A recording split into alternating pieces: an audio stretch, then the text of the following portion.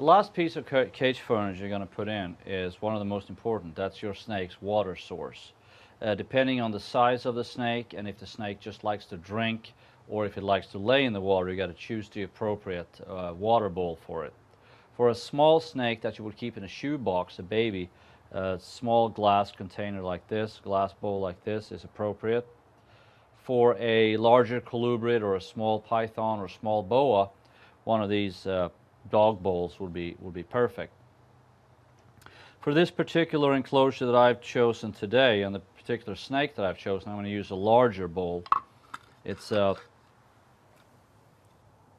plastic shoe box like this, because the snake I'm going to put in here does like to go in the water, especially before shedding time.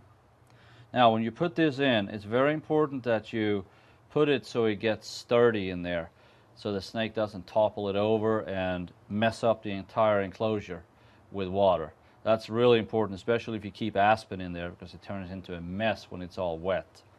So what I usually do, I try to put it in there and jam something up next to it so it stays tight. In this case, I'm going to use the rock that I had before. Do not fill it up totally to the top, because then again, if the snake goes in there, it's going to overflow and you're going to have a mess on your hands. That's about sufficient. It's important to keep your water clean in your tank. The snakes have a tendency of going to the bathroom in the water, so you have to monitor it at least once every 1 or 2 days. If it gets too low, you need to fill it up. If it gets dirty, you need to take it out and clean it up, of course. You can't have dirty water. Water is extremely important for all snakes.